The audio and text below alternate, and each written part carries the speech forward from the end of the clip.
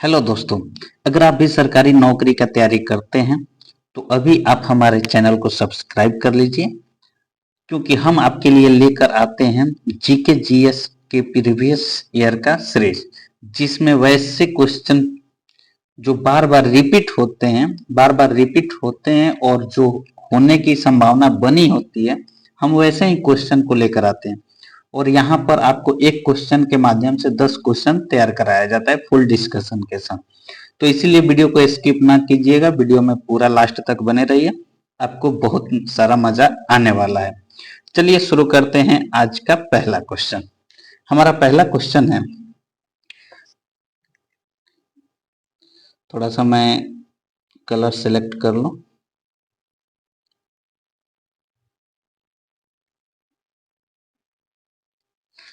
पहला क्वेश्चन है हमारा, poverty and un British rule in India. Poverty and un British rule in India पुस्तक के लेखक कौन है? आपके ऑप्शन है A Annie Besant, B Shashi Tharoor, C Dadabhai Naoroji, D Jairam Ramesh. तो इसका सही जवाब हो जाएगा आपका option C, Dadabhai Naoroji. अब आइए, दादा भाई नौरोजी आए हैं तो हम लोग थोड़ा सा दादा भाई नौरोजी के विषय में जानने का प्रयास करेंगे। हमारा ऑप्शन सी सही हो जाएगा। चलिए, अब दादा भाई नौरोजी के विषय में थोड़ा सा हम लोग जानने का प्रयास करेंगे। दादा भाई नौरोजी से जितना इंपॉर्टेंट फैक्ट्स बन सकता है हम लोग उसको कवर करेंगे। देखिए, कहा जा रहा है भारत का वयोवृद्ध पुरुष यानी कि ग्रैंड ओल्ड मैन कहा जाता है किन्हें? दादा भाई नौरोजी को। दादा भाई नौरोजी के विषय में हम लोग बात कर रहे हैं कि उन्हें वयोवृद्ध पुरुष यानी कि ग्रैंड ओल्ड मैन भी कहा जाता है। Poverty and un British rule in India नामक पुस्तक के लेखक कौन है? दादा भाई नौरोजी। उसमें एक शीर्षक था ड्रेन ऑफ वेल्थ, यानी कि जिसको धन का निष्कासन कहा जाता है। तो धन का निष्कासन सिद्धांत किसने दिया था?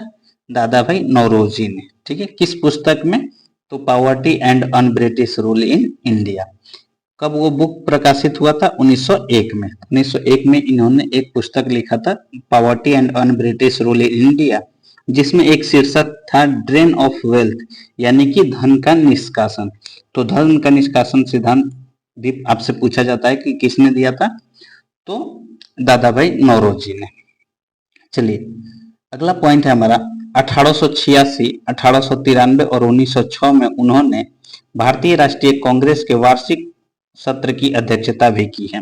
यानी कि दादा भाई नौरोजी भारतीय राष्ट्रीय कांग्रेस के 3 बार अध्यक्ष रह चुके हैं, अध्यक्षता कर चुके हैं। 1886 में, 1893 में और 1906 में। अगला पॉइंट है हमारा, दादा भाई नौरोजी ब्रिटिश संसद के सदस्य बनने वाले पहले भारतीय एशियाई थे। यानी एशिया में पहला आदमी जो ब्रिटिश संसद का सदस्य बना था वो भारतीय थे। और भारतीय में कौन थे? तो दादा भाई नौरोजी थे। अगला पॉइंट कहा जा रहा है, भारत का राष्ट्रीय आय की गणना का प्रथम प्रयास दादा भाई नौरोजी ने किया था। ठीक है, ये भी क्वेश्चन आपसे पूछा जाता है। तो भारतीय राष्ट्रीय आय की गणना प्रथम प्रयास किसने किया था? दादा भाई नौरोजी ने।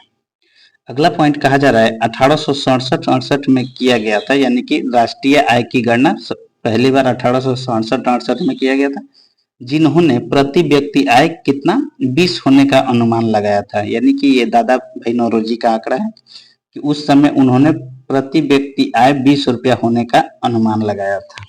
ठीक है, ये दादा भाई नौरोजी के विषय में कुछ पॉइंट जो आपके एक आगे आने वाले एग्जाम के लिए हेल्पफुल साबित होगा।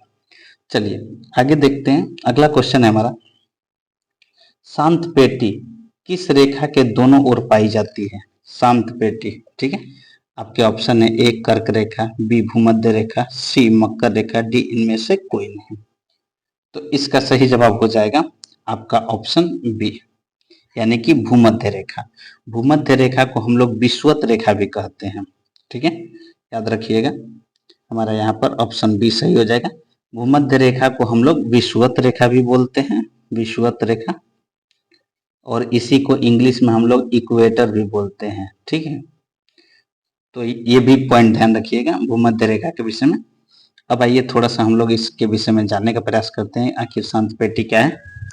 तो शांत पेटी जिसको हम लोग डोलड्रम भी कहते हैं, यानी कि शांत पेटी का दूसरा नाम डोलड्रम भी है, भूमध्य रेखा के दोनों ओर 10 डिग्री अक्षांशों तक पाई जाती है। यानी कि इक्वेटर जो है, देखिए यहाँ पे जो इक्वेटर दिख रहा है, इक्वेटर को 0 डिग्री देशांतर भी कहा जाता है, ठीक है। 0 डिग्री अक्षांश, सॉरी 0 डिग्री अक्षांश को देशांतर 0 डिग्री अक्षांश को विषुवत रेखा भी कहा जाता है, यानी कि भूमध्य रेखा भी कहा जाता है। अब 0 डिग्री जो हमारा अक्षांश है, अब इससे 10 डिग्री तक, यानी कि 10 डिग्री ऊपर मान लीजिए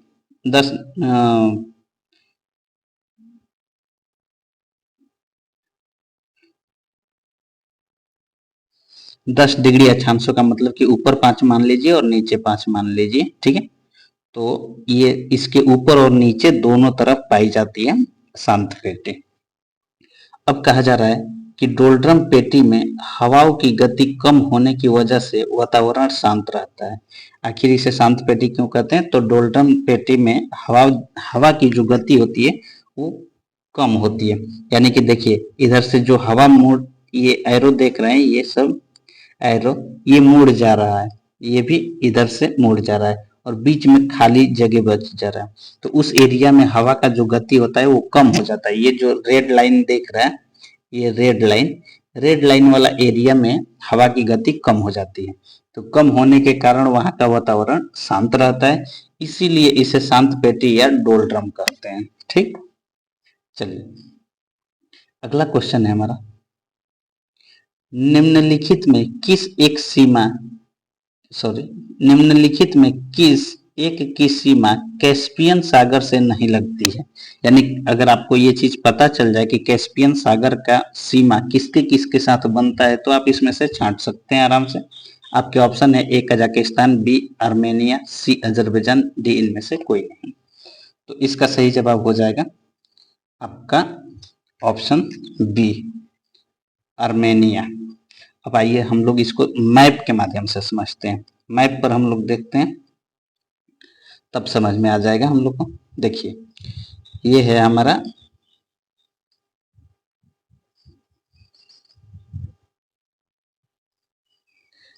कैस्पियन सागर, ये हो गया हमारा कैस्पियन सागर। अब इसमें देखना है कैस्पियन सागर में देखना है कि किसकी सीमा लग रही है। तो सबसे पहले देखिए यहाँ पर ईरान की सीमा लग रही है, तुर्कमेनिस्तान की सीमा लग रही है, अजरबैजान की सीमा लग रही है, कजाकिस्तान की सीमा लग रही है, रसिया का सीमा लग रही है, ठीक है।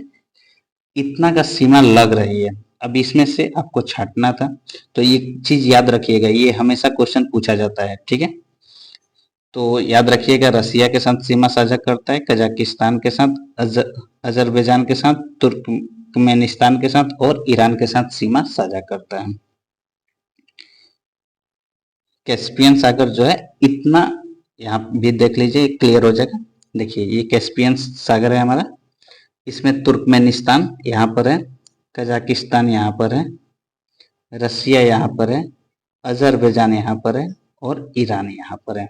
इतना से सीमा साझा करता है, 1 2 3 4 5 6, ठीक है। इतना अगर आप लोग याद कर लेंगे तो ऑटोमेटिक आप लोग निकाल सकते हैं किसके साथ सीमा साझा नहीं करता है।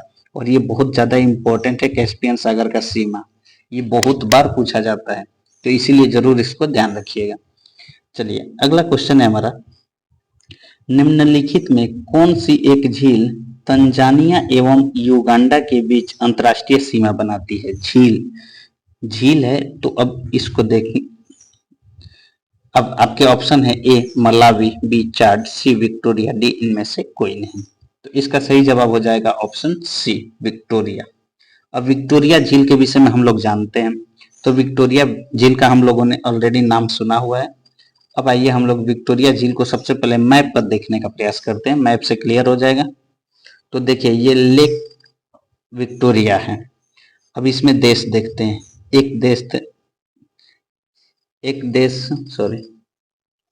अब इसमें देश देखते हैं कि एक देश हम लोग को यहाँ पे दिख रहा है तंजानिया, एक दिख रहा है यहाँ पर केन्या, और ये दिख रहा है युगांडा।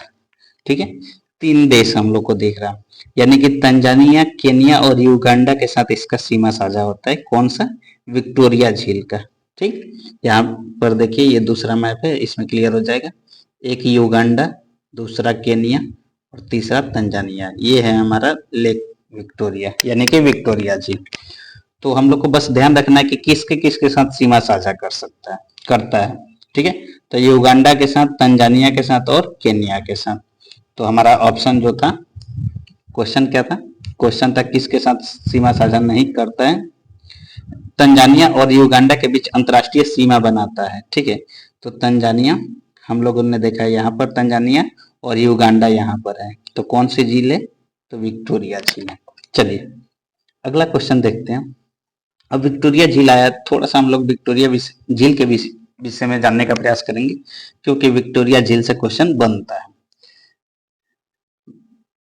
पहला पॉइंट कहा जा रहा है, अफ्रीका की सबसे बड़ी अंतर्देशीय झील विक्टोरिया झील है। दुनिया की सबसे बड़ी उष्णकटिबंधीय झील भी है। ध्यान रखिएगा, दुनिया की अगर सबसे बड़ी उष्णकटिबंधीय झील पूछा जाए तो विक्टोरिया झील। इसे अक्सर अफ्रीका की मोती के रूप में जाना जाता है। विक्टोरिया झील की सीमा 3 देशों से लगती है, जो कि हम लोगों ने ऑलरेडी देख लिया है, तंजानिया, युगांडा और केन्या। ठीक है, ये पॉइंट जरूर ध्यान रखिएगा, ये ज्यादा इंपॉर्टेंट है। उत्तरी अमेरिका से लेक सुपीरियर के बाद सतह क्षेत्र द्वारा दुनिया की दूसरी सबसे बड़ी ताजे पानी का झील भी है। अब देखिए, दुनिया में सबसे बड़ा ताजे पानी का झील सुपीरियर झील है। ठीक है, सुपीरियर झील याद रखिएगा, ये कहाँ है? उत्तरी अमेरिका में। इसके बाद दूसरा नंबर आता है किसका? विक्टोरिया झील का। अगला पॉइंट कहा जा रहा है इसमें, विक्टोरिया झील पूर्वी अफ्रीका में स्थित है। भूमध्य रेखा इसके उत्तरी भाग से होकर गुजरती है। यह भी पॉइंट ध्यान रखिएगा।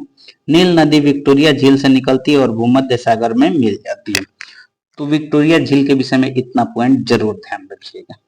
चलिए नेक्स्ट क्वेश्चन है हमारा, डीसीएम ट्रॉफी का संबंध किस खेल से है? आपके ऑप्शन है A hockey, B cricket, C football, D golf.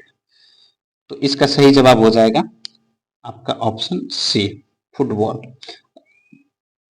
अब मैं एक चीज थोड़ा सा यहाँ पर बता दूं आप लोग को, एक ट्रिक याद रखिएगा। डीसीएम ने डूरंड डूरंड एक वाक्य याद रखिएगा, डीसीएम ने डूरंड को संतोष ट्रॉफी डीसीएम ने डूरंड को संतोष ट्रॉफी डीसीएम ने डूरंड को संतोष ट्रॉफी के लिए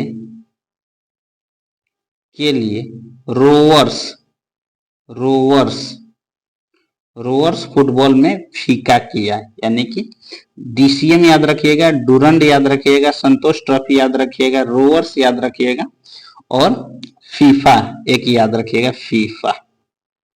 ठीक है, ये जितना भी है ये सब फुटबॉल से रिलेटेड है। कौन कौन सा? डीसीएम, डूरंड, संतोष, रोवर्स और फीफा। ठीक है, तो इसका एक वाक्य याद रखिएगा, एक सेंटेंस याद रखिएगा, डीसीएम ने डूरंड को संतोष ट्रॉफी के लिए रोवर्स फुटबॉल में फीका किया। ठीक है, तो ये सेंटेंस हमने अपने लिए बनाया है हमने, तो ये अगर ये आपको सुटेबल लगता है तो आप इसे याद रखिएगा। ठीक, चलिए अगला क्वेश्चन है हमारा, भारतीयों के महान रेशम मार्ग किसने आरंभ कराया? आपके ऑप्शन है ए कुमार गुप्त, बी कनिष्क, सी अशोक, डी चंद्रगुप्त मौर्य। मौर्य करने का मतलब कि यहाँ पे वंश दे दिया है। ठीक है, चलिए तो इसमें सही जवाब हो जाएगा आपका ऑप्शन बी, कनिष्क। यानी कि रेशम मार्ग बहुत ही इंपॉर्टेंट मार्ग है, जो कि चाइना से होकर गुजरता है लगभग। तो उसको किसने शुरू किया था? तो कनिष्क ने। चलिए अगला क्वेश्चन है हमारा, प्राचीन काल में रेशम मार्ग से बहुत सारा व्यापार होता था। अगला क्वेश्चन है हमारा 1878 का वर्नाक्यूलर प्रेस एक्ट किसने रद्द किया? आपके ऑप्शन है A Lord Lytton, B Lord Dalhousie, C Lord Palmerston, D Lord Ripon. इसका सही जवाब हो जाएगा आपके option D Lord Ripon. Lord Ripon माना जाता है ऐसा कि भारत के लिए ये अच्छा व्यक्ति था, यानी कि था तो ब्रिटिश गवर्नर ही था, लेकिन भारतीयों के लिए अच्छा अच्छा काम करके गया है। ठीक है, तो भारतीय इतिहास में इसको अच्छे नजर से देखा जाता है लॉर्ड रिपन को। ठीक है, चलिए अब थोड़ा सा मैं आप लोग को लॉर्ड रिपन को दिखा दूं। ये है लॉर्ड रिपन। ठीक है, इनको भारतीय इतिहासकारों ने बहुत इज्जत के नजर से देखा है, क्योंकि इन्होंने भारतीयों के लिए कुछ अच्छा अच्छा नियम लेकर आया। भारत में उन्होंने स्थानीय स्वशासन का जनक के रूप में भी जाना जाता है। ठीक है, वर्नाक्यूलर प्रेस एक्ट जो था उसको समाप्त किया इन्होंने स्थानीय स्वशासन के जनक के रूप में जाना जाता है। ठीक है, तो इन्होंने क्या किया कि मजदूर को जो टाइम पीरियड था कि इतना घंटा काम करना है उसको कम भी किया। ठीक है, वेतन पूरा और काम का समय घटा दिया गया था। ठीक है, चलिए अगला क्वेश्चन देखते हैं। अगला क्वेश्चन है हमारा ग्रीनलैंड इनमें से कौन से देश का क्षेत्राधिकार आता है? यानी कि ग्रीनलैंड पर किस देश का अधिकार है? ग्रीनलैंड आपके ऑप्शन है A Netherland, B Denmark, C America, D Norway. इसका सही जवाब हो जाएगा ऑप्शन बी, यानी कि ग्रीनलैंड पर किसका अधिकार है? डेनमार्क का है। ठीक है, ये है ग्रीनलैंड। देखिए ग्रीनलैंड और ब्रैकेट में डेनमार्क दिया है। आइए इसको थोड़ा सा हम लोग बड़ा मैप पे देखते हैं। ये है ग्रीनलैंड। ठीक है, सबसे ऊपरी भाग में देखिएगा, ग्लोब पर सबसे ऊपरी भाग में मिलेगा ग्रीनलैंड, और यहाँ पर डेनमार्क का अधिकार है। ठीक है, चलिए अगला क्वेश्चन है हमारा विश्व जैव विविधता दिवस इनमें से कौन दिन को मनाया जाता है? कौन से दिन को मनाया जाता है? आपके ऑप्शन है ए 22 मार्च, बी 22 मई, सी 22 जून, डी 22 अप्रैल। इसका सही जवाब हो जाएगा आपका ऑप्शन बी 22 मई, यानी कि ऑप्शन सी हमारा सही हो जाएगा 22 मई। अगला क्वेश्चन है हमारा इनमें से कौन सा जल डमरू मध्य अमेरिका को रूस से अलग करने का कार्य करता है? अमेरिका को रूस से अलग करने का आपके ऑप्शन है ए बेरिंग जल डमरू मध्य, बी मैक्लियोर जल डमरू मध्य, सी फ्रेम जल डमरू मध्य, डी पाक जल डमरू मध्य। इसका सही जवाब हो जाएगा ऑप्शन ए बेरिंग जल डमरू मध्य, जिसे बेरिंग जल संधि के नाम से भी जानते हैं। अब देखिए मैप के माध्यम से समझिए, ये है रसिया और ये है अलास्का यूएसए। तो इन दोनों के बीच में कौन सा स्टेट है? Bering state. ठीक है, तो यहाँ पर बेरिंग जल संधि द्वारा ये दोनों एक दूसरे से अलग होते हैं। ये दूसरा मैप में देखिए, यहाँ पर रसिया है, यहाँ पर अलास्का यूएसए, और ये है बेरिंग स्टेट। ठीक है, तो बेरिंग जल संधि के द्वारा ये दोनों एक दूसरे से अलग होते हैं। अगर ये सीरीज आप लोग को अच्छा लगा हो और हेल्पफुल लगा हो तो प्लीज वीडियो को लाइक, चैनल को सब्सक्राइब कर लीजिएगा, और डिस्क्रिप्शन में पूरा वीडियो का लिंक रहेगा जो शुरू से देखना चाहते हैं, क्योंकि ये सीरीज का लगभग सातवां क्लास है। इससे पहले हम लोगों ने ऑलरेडी 6 क्लास कर चुका है, तो डिस्क्रिप्शन में वो पूरा क्लास आपको मिलेगा, वहां पे आप देख लीजिए। और फेसबुक पे भी फॉलो कर लीजिए, इंस्टा पे भी फॉलो कर लीजिए, मौज पे भी फॉलो कर लीजिए।